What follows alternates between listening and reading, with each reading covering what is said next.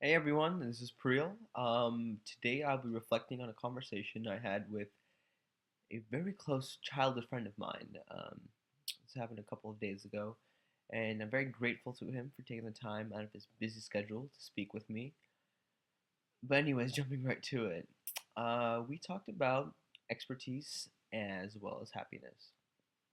His expertise is actually a personality trait that has been conditioned, if you will, over the span of of his lifetime, and that is being relatable. He relates to people very easily and is very easily relatable too. And this is because of a lot of experiences that he's gone through at early ages in life, and kind of also his outlook on life.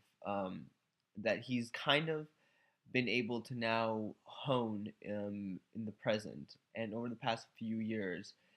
Something he's always had, right, is like this ability to really connect with people on any level, regardless of race, creed, background, religion, anything, regardless of anything. It's he can find a common denominator and a common ground, and that is so awesome.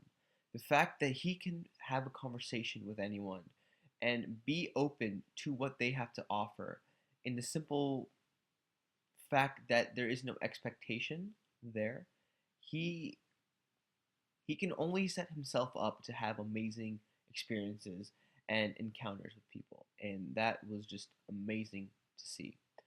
And this kind of relates with his actually this relates perfectly with his happiness, and so we'll segue into that part of the conversation.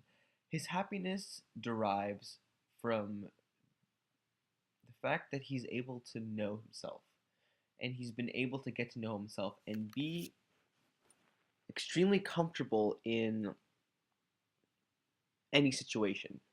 Getting to that point where he is able to be himself wholeheartedly. And we talked a lot about ways that he was growing up, and what he really didn't like about any of that, and a lot of that really hindered his progresses for him coming into his own. For example, like I was saying, he experimented with drugs. He started eating meat. We were raised vegetarian, and he started experimenting with alcohol as well from a very early age, middle school to about high school or early high school. And with us growing up, he was very much he was the stereotypical or the typical caricature of what it meant to be an Indian kid growing up in the community, as well as that moral divide that existed. Our parents, what our parents said, what the temple said, that was how we tried to behave with one another, right? So we were good kids in his eyes, or whatever, however you want to characterize that. We were one way, and he essentially created a facade where he put up a front for us to be one of us, if you will. And then on the flip side, when he was with his school friends, he behaved in a manner that was very foreign to him, um, to the true self. Just like how he was with us, behaving in a way that's foreign to who he truly was. He did the same exact thing, the complete opposite. He, like I said, tried drugs and felt peer pressured into doing drinking alcohol and eating meat.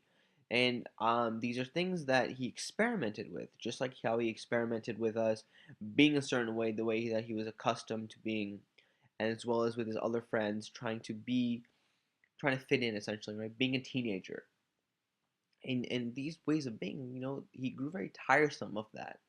And from these two groups, he was able to, or not these two groups, but like being like this in a multitude of little social factions that he has in his life.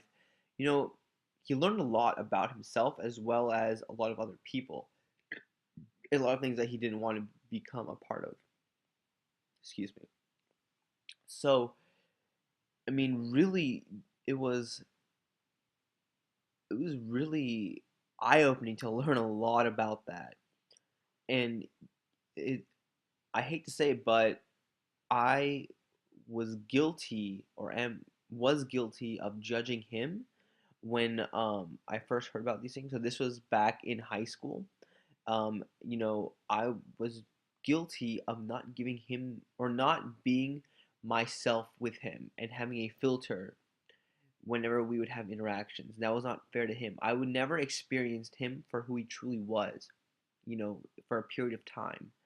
And I've done that with a lot of people growing up and over the years, and it really takes away from my experience of life and the way um, I interact with them, you know. And moving now to like the present in the past couple of years, he's grown so much. He's doing really well in a career path that he's worked very hard for. He takes a lot of pride in being structured and organized, and I believe he called it dream sequencing. I may be off, but essentially picturing himself, so visualizing what it is he truly wants, and then by visualizing where he wants to be or what it is he wants, having his brain kick in and dictate the necessary steps that need to be taken to attain that. And in the process, working towards it, right? Your brain can kick in necessary steps or actions, but unless they're acted upon, they're completely useless. And he is in action.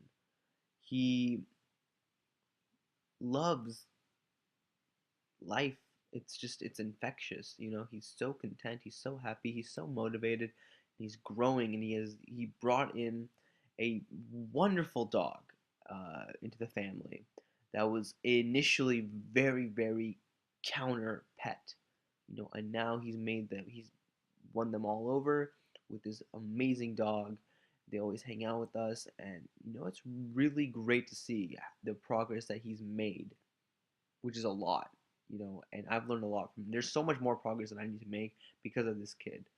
This friend of mine, he's done so much in his life. He's been through so much. And so, yeah, it was just a great conversation. So, in wrapping up, thank you for this episode 2, I guess, reflection number 2. And stay tuned for the next one. Thank you, guys.